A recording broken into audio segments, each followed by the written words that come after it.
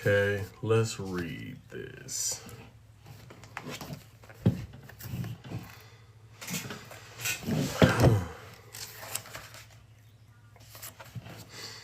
The demon of the abyss, the angel of the abyss. De'at. Let's just draw this out. De'at.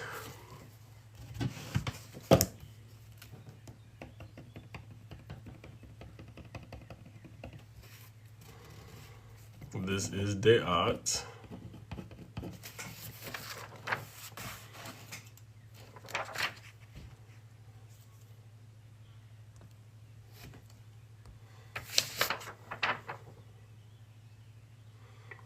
This is De'at here. So it says De'at is often called the great abyss because it represents the illusion of separation from God. And our experience before cosmic ignorance is dispelled, as indicated above, De'at appears according to the state of mind of one who approaches it. So De'at, which is this part of the tree of life, De'at is known as the cosmic abyss. So before cosmic ignorance is erased, however you think is how it becomes. It reflects back to you what you think of yourself and how you think of the divine, is what this is explained.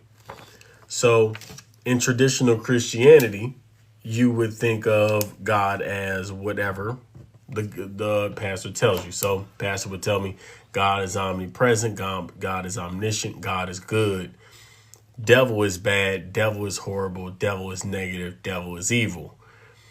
But in Gnostic teachings, that's not the case. God is both. God is the source of everything, even the good and the bad. And that's written in the Bible, but it's not often covered because it makes no sense to a dualistic mind. So it says, De'at appears according to the state of mind of one who approaches it. Thus, at the level of Beriah, which let's talk about what Beriah is real quick. Beriah is the level of thought. It's the level of union. It's the level of that one expressing itself as the archetypal many. The name, thus at the level of Beriah, it can appear as a great angel or a great demon. So one essence, one emanation of God to one person can be a demon, and one emanation, the same emanation of God can be an angel to the other person. Why is this the case? Because God manifests his emanations at levels and degrees. There's a corresponding level up here that corresponds to the level down here. And it's 5 levels of correspondence. Well, at the very top, it's the endless. At the very next, it is the unity. Everything is one. And then right after that, there is the many. So this is where the manifestation of good and evil occur. So these are angels and demons, archangels, archdemons. This is the light and the dark. That appears at the 3rd level of manifestation. The level after that is the level of speech, which is the multitude, which is all of our thoughts, all of our thinking that let down the archetype. So I'm actually probably just draw this out up here. Give me a second. I'm about to draw this out.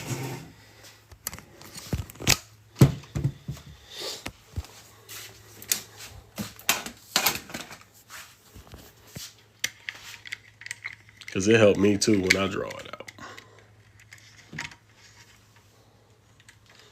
I should have known I was going to get on the whiteboard.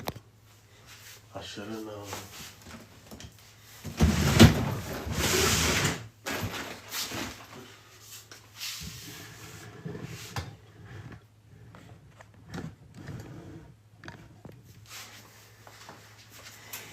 Okay.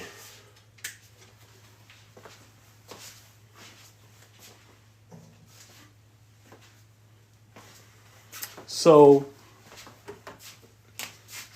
there is a manifestation on the Kabbalah of multiple different levels. It's multiple different levels of manifestation. So you have, let me turn this off. I'll see why I turned it off in the first place. It's a glare. So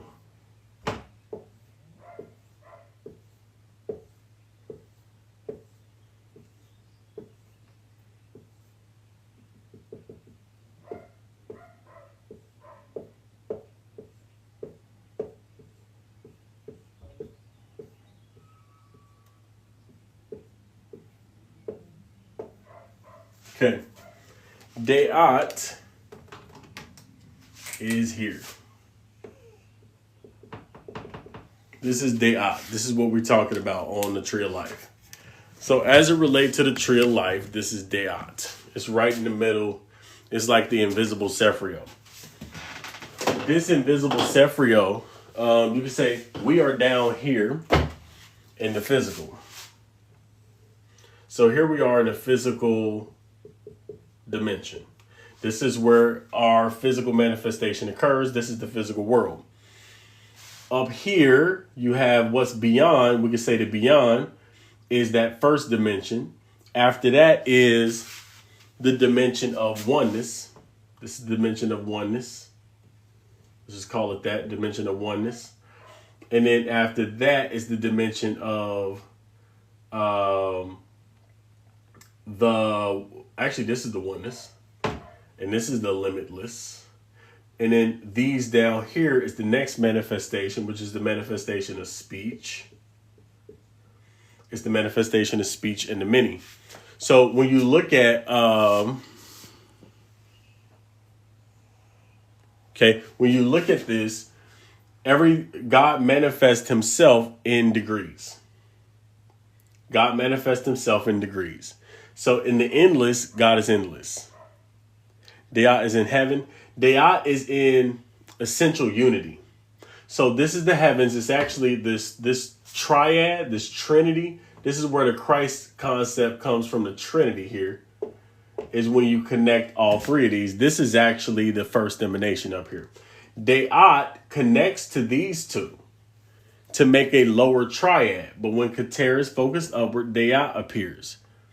But when Keter, which is the endless, is focused downward, Deat disappears. So it fluctuates. It depends. If the light is upward going into the endless, then Deat appears to take its place. That means that the light had to vanish and disappear. So in the Garden of Eden, in the story of Adam and Eve got kicked out of the garden. Okay? Adam and Eve helped get kicked out of the garden, right? So, getting kicked out of the garden. Did I send an invitation on accident? I think I accidentally sent an invitation. Hopefully they don't take it. But when Adam and Eve got kicked out of the garden, then what happened was really the light withdrew itself. So it's a story. It's an allegory. So Adam and Eve represent the masculine and feminine aspects of our consciousness. So the feminine and masculine aspects of the vessel, which is our consciousness, was kicked out of the Garden of Eden. You could say that the divine simply withdrew itself so that a void happened. And that's really what happened. There was a void. So think of it this way. Okay? So first there was the endless. Boom. Actually, it's not even that. The endless doesn't have a circle yet. So you can say the endless is this whole whiteboard. Okay? That whole whiteboard is the endless. Now, from the endless, the divine had to withdraw itself because think about it. Everything is homogeneous. Human beings are here. The vessels are here. Trees are here. Planets are here. Everything is here, but you can't distinguish between anything because it's just a plain whiteboard. It's just plain light. That is what this represents here. So in order for something to appear, then the light has to restrict itself and disappear so a void can come. That's called Tzimtzum. That's called a Big Bang. So the Big Bang is not, it is, but it isn't. It's the dualistic principle. Hold on real quick now.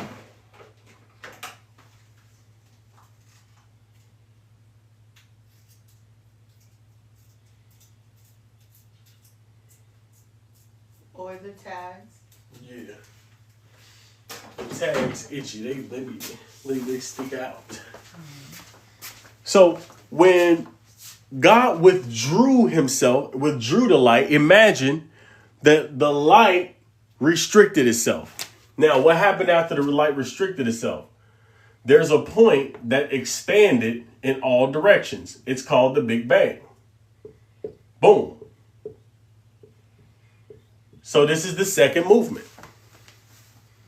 Does that make sense?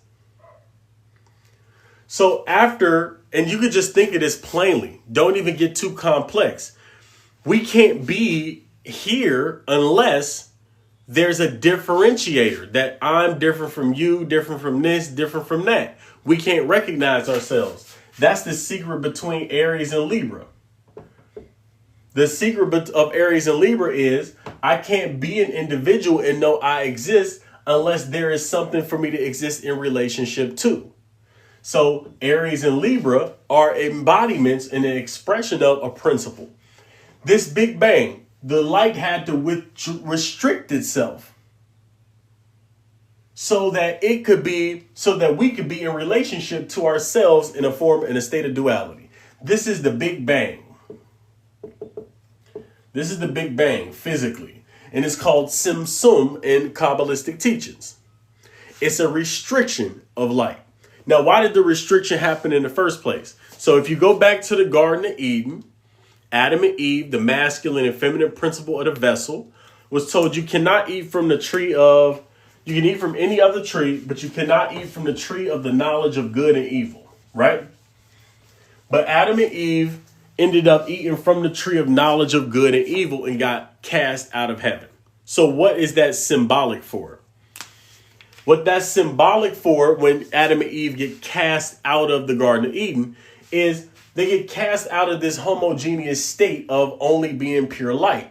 And now they understand evil. Evil is darkness. So now there's a split. There's the light and there's the dark. So now the light can know that it's light because dark exists. So the dark allows the light to shine. Without the dark, we do not know the difference between the two. Your manifestation, your light cannot shine unless there is dark. So in order for your light to shine, the all spirit all restricted itself, essentially vanished into you. So that there was, in the very beginning, you can say for a split second, there was pure darkness. But there's never pure darkness. Within the darkness was the spark. And that spark of light in the Kabbalah is Chokmah.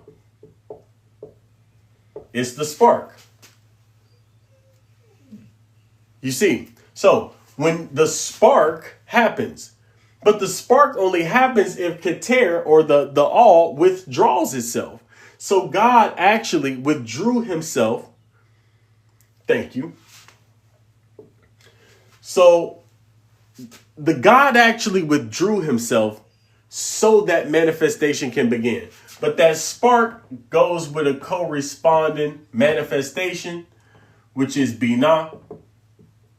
And what is that? What is this? It's just the spark and the manifestation of it. They go together. We can't even know what a spark is because there's no dimension to it. There is no way to measure it. It is the beginning, but it has no beginning or end. So this can only be understood, which is the spark or the Big Bang, from what happens afterward. That's why this is understanding in the Kabbalah. Binah is understanding, because you can actually understand the manifested world, but you cannot understand that the spark alone without the manifested world. So when you look around, what's that mean? Let's put it in layman's terms. I can't know who you are unless you talk to me, unless you express yourself, unless I see your body language, unless I feel your energy. I can't feel your energy if it's just a spark. I can only feel the energy unless that spark turned into an expression. This is the expression of the spark. This is like the expression of your personality. I don't know your personality until it's expressed. I don't get to interact with your personality until it's expressed. So that's a way to understand it.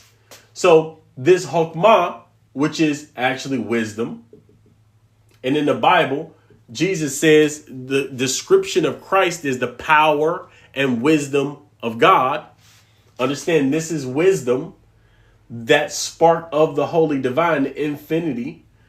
It's the spark of that into manifestation along with understanding Binah. But we can never get to this. It's beyond our understanding. This is all we know. Binah. Here's what's interesting about this. This is the manifestation of the planet that represents this Sephrio is Saturn. And Saturn is Chronos, and it represents time. We've been talking a lot about time on TikTok. Now I'm not Jewish. It's interesting about that's interesting, right? I'm just a student. That's what I can say. I'm a student. So Saturn, which is time. Time is the only way we can understand anything. So you only need time until you realize you don't need it. That's the only reason time exists. Time exists so that you realize you don't need it. That's the only, you only need time until you realize you don't need it, and it's not even real. That's what time is.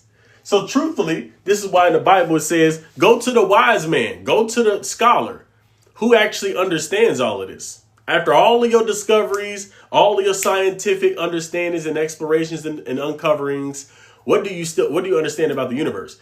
And we don't really understand anything still. And that speaks to Binah. Binah is that place that you go to finally where we go, it's this place of understanding. It's as far as we can go. And as far as we can go does not encompass the total wisdom, and it does not encompass the total divine, but it is all we can understand. So we can't understand, we can't use our mind to go past this. It's beyond our mind, that understanding. Now, what is not beyond our understanding is that next Sephrio, which is Deat. And this is what we were talking about. So the next Sephrio that we actually can understand, and there's no lines really going through it, Deat is the expression of the intelligence of the infinite. Now, when this expression, when the light disappears so that there's a vacancy, like we talked about, it actually disappears. And there is no more of this. It is now this. This is Keter manifested in physical, going downward. So it's the infinite intelligence being expressed downward into our physical reality. So when you pray to God, whatever you know God to be, let's say somebody says, I'm agnostic, I don't believe anything. Okay, so you don't believe anything. What is Deat or God going to show up to you as? It's going to show up to you as random sequences of events, stuff that is totally out of your control, completely randomized, and disorderly, because there's no order to what you think. Okay, that's what that is. Or if you actually understand and believe, let's say you believe, but you don't know yet, but you believe, then what you might do is you might make supplication to God. You might make sacrifices to God. You might plead and beg to God. And Deat becomes the one who either grants your wish or doesn't. So now that's Deat. It becomes whatever you think down here in Malkut. This is the physical, where everything happens. By the way, the physical plane represented by Earth. It's the only place that can reveal the light. This is where light is revealed. It's in the dark realm. There is no light revealed. The most light, should I say, is revealed at the physical, in Malkut, in our physical realm. And it happens by restriction, by rejecting the light, the instant gratification light, so that the light can shine. So now let's say that you understand the divine to be who you are. Let's say you understand the divine to be who you are. Deat has an expression. Somebody said Tiferet. That is the heart. That's the soul. I don't know how to spell it. Let me make sure I spell it correctly. There it is. You can spell it a few different ways, apparently. I'm going to spell it this way. It may not be correct in, but this is what it is. Tiferet is the soul. Now, that soul usually gets filtered through. There's one other layer, which is the moon or Yesod. But when Yesod is disappeared, meaning you are totally empty of your own thinking, you have become empty, for an empty vessel for the light. You completely restrict and reject and refract the light. That's like a full moon. So think of a full moon. When you look up in the sky and you see a full moon, that's like a full rejection of all instant gratification, a full rejection of all reactiveness, a full rejection of desire to receive for yourself alone. And now the light of the Creator can shine straight through, passing directly through the moon and get to the physical. So now this person who realizes that the divine is who they are, appears to them as the divine itself. It appears as a reflection of all they are. This is gnosis. That's what De'at becomes. So this is our situation and our circumstance on earth. This is what's happening. This is what's happening. It's this middle way. Okay? You say as a Libra you offended. I'm trying to understand what you mean. But y'all get this. So the beauty, which is their beautiful expression, that is the direct reflection of the divine, but it has to get filtered through your own psyche. So you have to clear up your psyche. This is different from Eastern tradition. So if somebody is familiar with Buddhism or Taoism or Hinduism, for instance, Eastern traditions, a lot of the Eastern traditions, it is 10 spheres. It says not 11, not 9, right? In the Book of Formations, this is the 10. So remember, when Keter is facing upwards, De'at it takes its place. But when Keter is facing downwards, you can even draw it like this. When Keter is facing downwards, it's this way, and De'at is not there. So then you have the regular manifestations here, just like this. Just understand, you got to see it. You got to see it through new eyes. Consider it to be that. See it through new eyes.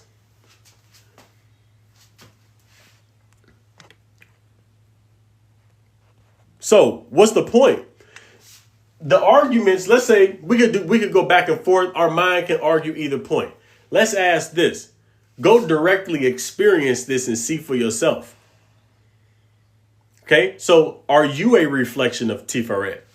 The only way you can know this is to experience it directly. One of the number one laws when learning the Kabbalah is don't believe anything that's being said. You got to prove it from your direct experience. So directly experience it, not in your mind and thinking about it, but become the tree. Eat from the tree of life. How do you do that, though? The only way, because of our condition, if we want to eat from the tree of life, is we have to realize we ate from the tree of knowledge of good and evil to only realize the light. The evil was there so that we can restrict and get the light and express the light. Once we understand that, then we can eliminate our desire to receive for the self alone and transmute it into a desire to share, a desire to receive, to share. You are welcome. Thank you. But you transform your desire to receive for the self alone into a desire to receive, to share. And a desire to share belongs to the quality of the Creator.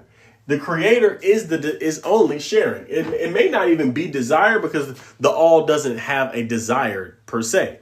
It's just a tendency to share. So this intelligence of sharing, you can manifest that here by rejecting the desire to receive for yourself alone. So by doing that, you create a full moon here that totally reflects the light onto earth, giving the earth, giving your physical existence a glowing shine of sharing. That's what allows all the beauty into your life. So understand, this is how we operate on the earth. Now the question is, how do you get to this point? I didn't get to, I'm never done learning. I'm never done expanding. Intellectual knowledge comes to an end. That's actually the last stage of development. Lowest stage is survival. Next stage is you like the things of the world, fame, sex, money. The next is you love knowledge. And then once you get to the end of knowledge, you move directly into direct soul wisdom, a direct experience, which is you become the spark. And you realize when you say I am, that is the spark. You are the spark of creation that cannot be detected, cannot be measured, cannot be understood by any means. It is I am. That's who you are. And that I am is it's the Christ consciousness, that expression of direct wisdom or direct contact. So that's what this is. When you can recognize this inside of yourself, not from just seeing the tree of life, but when you can understand that who you are inside of yourself as this beingness, not a person, not a culture, not a thought process, not my old choices, not my history, not my belief in the future or past, but I amness beyond anything. When you recognize this, it's when you don't have any more thoughts. Okay? When you have no more thoughts, you now know who you are beyond the thinking mind. Here's a rule of thumb. If you can argue about it, it's not the divine. I do have a YouTube channel. I do. What is it called? This is just a study of the tree of life, or a Gnostic Christianity, Gnostic Kabbalah. You can say Gnostic Christian Kabbalah is the best way to understand it. It's the tree of life. So when you study the tree of life, from my experience with the tree of life, this is just showing you as a map the way up and down the ladder of creation. Our whole intent coming here is to reveal the light. So the light comes from above. This is the light. The only thing the light does is shine. That's all the light does. It only shines and shares. It never stops sharing. This light never stops traveling down and into physical form. It never stops doing that. It's always doing it. Well, why don't we see light in the physical world all the time? Why do we see so much evil? Here's why. Because we decide to receive for ourselves alone rather than remembering our purpose to reveal the light. How do you reveal the light? You reveal the light by transforming your desire to receive for yourself alone. That's anything that you react to. So if something happens to you and you react to it, a presidential election, you lose your house, you lose your mom, you lose a girlfriend or a boyfriend, somebody calls you something or says something to you that offends you, all of that is reactiveness. So in order to reveal the light, you have to restrict or resist just reacting.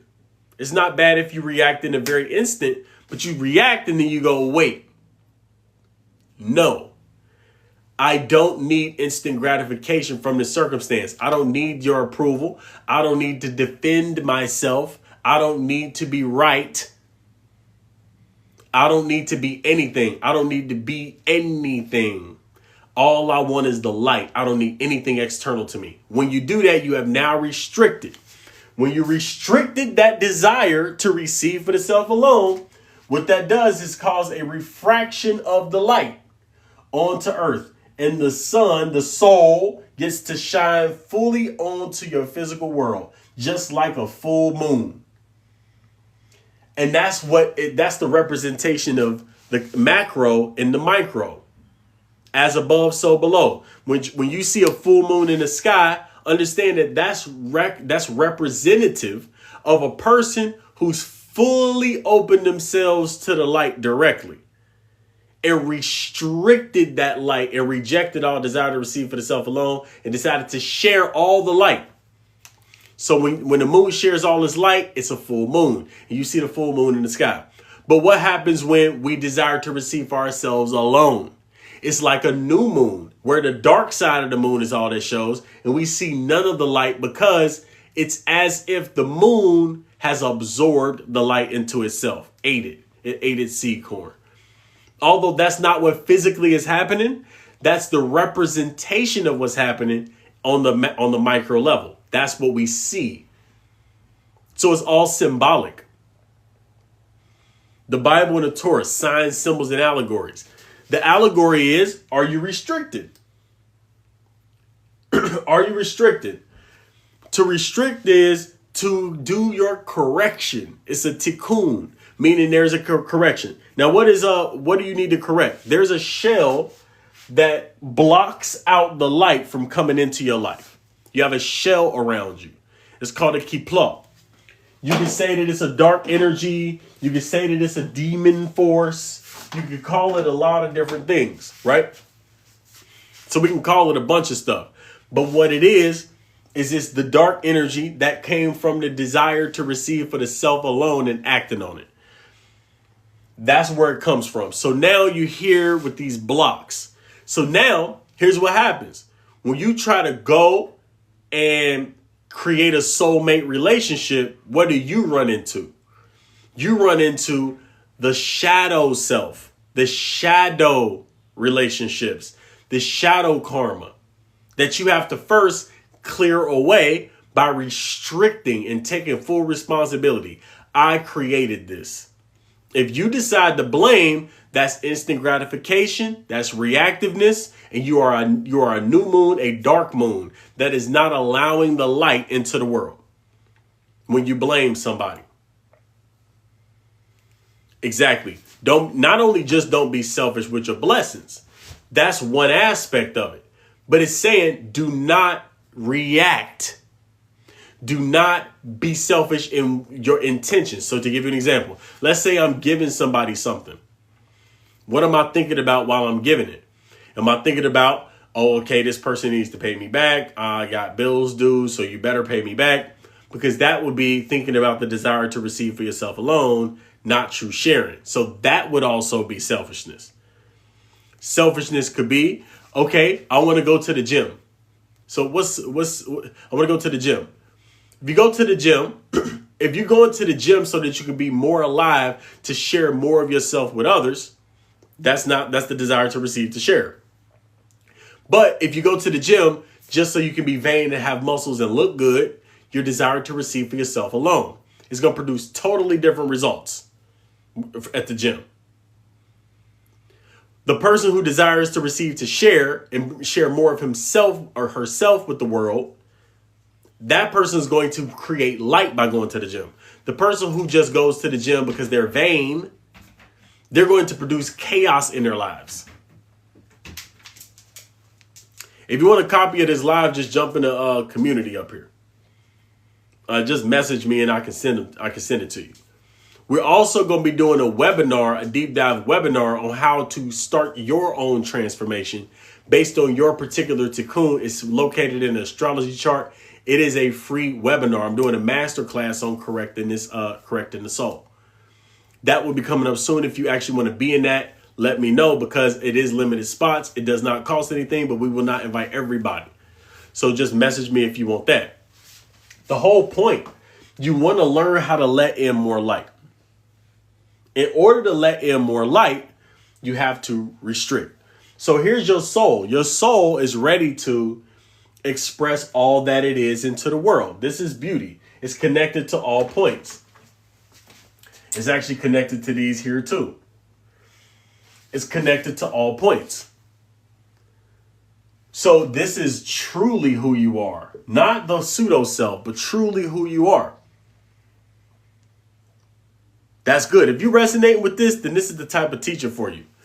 So I was going to say, Eastern traditions, they say, oh, you want to relinquish all desire, meaning get rid of all desires. And you don't need to know anything. Just be in the moment. Well, what Gnostic Christian Kabbalah explains is something a little different.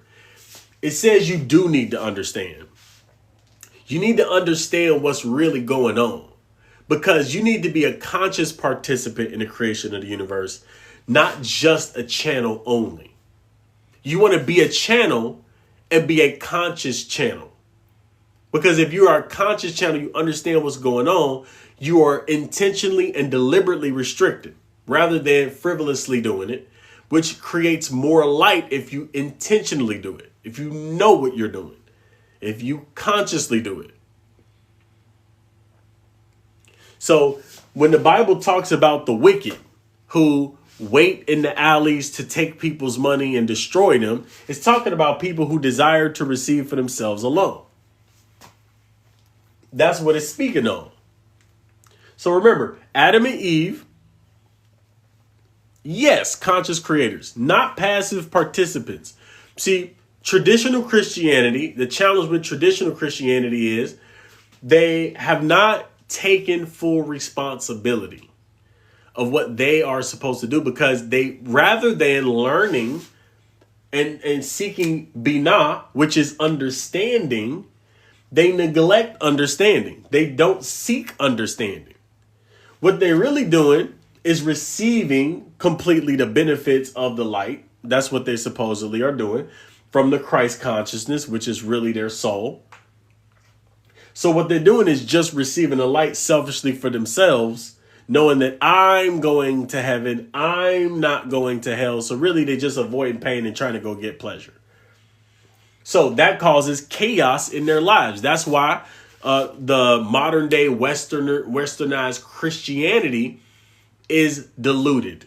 That's why only 12% of people right now are claiming and understand and saying that they are religious people, because they feel something off in a lack of accountability in the church. They realize that there's no real teaching. There's no real morality. There's no real community and rules and structure to it no more. It doesn't have that same essence. It doesn't have that. That's why people are rejecting it. But really what's happening is the church as a whole is just desiring to receive for itself alone, disguised as giving. That's what's happening in the church. And people are feeling that. And the result is they go away from the church towards something that will bring them toward the light, the real light. And people know deep down, there is no free lunch. Exactly. There is no free lunch. And when we get told that there's free lunch here, you don't have to do anything. Just believe. Guess what? We are stopping ourselves at the level of our own pleasures, which is Venus, and our own selfish desires, and our intellectualizing of our rationalization of why we're doing it. This is our own mind and our own feelings. So our own mind and our own feelings is manifested in our psyche. That's our psyche. Yesod. In our psyche, we make up in our mind that we are worshiping God. But in all reality, we are cut off from the light. We're cutting ourselves off from the light by feeding the darkness. And we feed the darkness by being selfish and looking for a free lunch rather than to do our thinking for ourselves. See, when you try to get your thinking done for you by somebody else, like, please, priest, pastor, leader, teacher, guru, somebody, just bless me so that I don't have to deal with this. What you're doing is saying, I'm not responsible. I don't want to be responsible. Take my responsibilities. You're missing the point.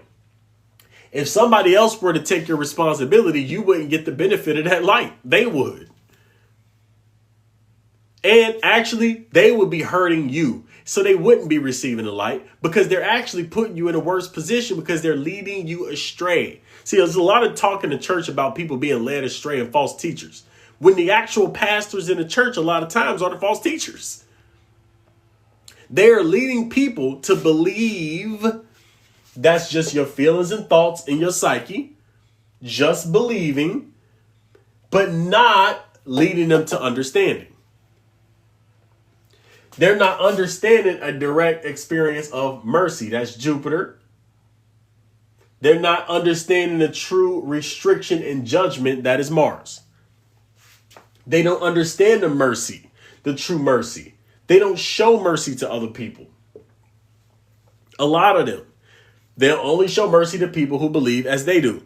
But as soon as you don't believe, they're trying to shove Jesus down your throat or shove something down your throat. Is that merciful? No. They don't know how to restrict their desire to receive for the self alone. They are so judgmental, mean, nasty. That's what comes through. So they're unbalanced. When really, they are supposed to be going directly to their heart and their soul, but they lean to one side. They either are too gracious. Oh, everything's fine. Everything's beautiful. No, we don't have to do anything. Mercy, mercy, mercy. Or they're extra judgmental and they are not balanced. Both of these indulge darkness or the desire to receive for yourself alone. Mercy expresses itself and you just chasing feelings. Judgment goes into you thinking about stuff all day in your mind. Your goal is to remove the block.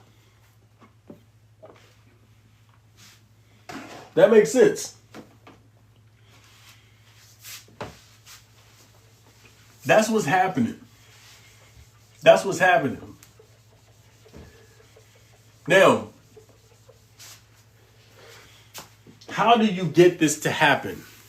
How do you get this to happen? Can you do it in a 2-day boot camp? No. Do we offer a 2-day a webinar? Absolutely. We're going to go into a master class on how to remove Tikkun. But is that going to do it? No. This is a life change you have to do. You have to totally change the way you think. We do a 30-day boot camp. It doesn't even work in 30 days.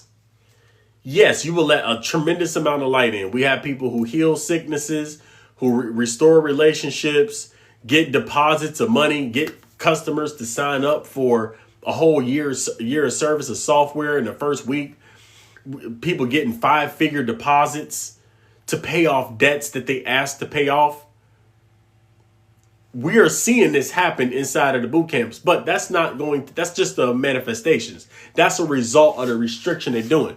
It's hard to do. This stuff is hard to do. So anybody who tells you that it's an easy path, the work is already done, all you have to do is surrender, they're missing the point. What you came here for is to earn the light. You wanted to. You didn't want it for free. That's why it feels weird when somebody tells you can get something for free when you know you have to actually be a good person and actually take care and do things. You have to be a certain way. You have to do things mentally. You have to restrict your selfish desires. You know that deep down. So why is it so that other people are telling you don't have to do that? Meditation is one of the ways. It's one way to reduce your desire to receive for yourself alone and connect to the light. Absolutely. But let's say this, if you meditate every day and you are no nicer or kinder to people, the meditation ain't working. Everything shows up in the way you help people in Malkut. Everything shows up on how you treat others. That's why the last commandments of the Bible were, the Lord thy God is one. And number 2, love others and treat others as I've treated you and how you want to be treated. Yes. Yes, it feeds a lazy and greedy part of us. Exactly. It's the desire to receive and receive something for nothing. It's ultimate greed. And think about it. This is not condemnation. Go ahead and do that for a while and see where you get, right? Go ahead. Try to always get something for nothing. For the next 30 days, go try to get something for nothing from everybody you know. and see how you feel and see how they start to treat you and look at you. It's going to be an instantaneous recognition that something's off and something's different and this ain't it. You'll realize that instantly. People know it. You pick it up. Do you know when somebody is just wanting something from you? That's all they want. They just want something from you. They're calling you not to catch up with you, not to check on you. They just want something from you. How many people know this and know what this feels like? And how does it feel to you? Just think about that. That is the desire to receive for the self alone. Okay? So this is huge right here. This is huge.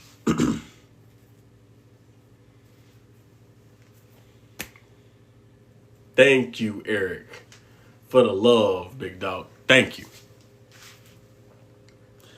Thank you. Look, if you want to jump in, seriously, if y'all want to jump in one of our classes, we can do it. Oh, less than 10 minutes? Okay. Look, I got to jump off here. I had a beautiful time talking to y'all. Please go ahead, subscribe up. But the subscription don't mean nothing. Get into the community where we deep dive, learn this. Because I want to give y'all as much game as possible. So I can say this live. If you want this live, this replay, jump in the community. I only share these with the community. I'm just being real with you. We ain't started our YouTube yet. We got our YouTube, but it don't have these videos on it. You welcome. Any questions before we get up out of here? Any questions?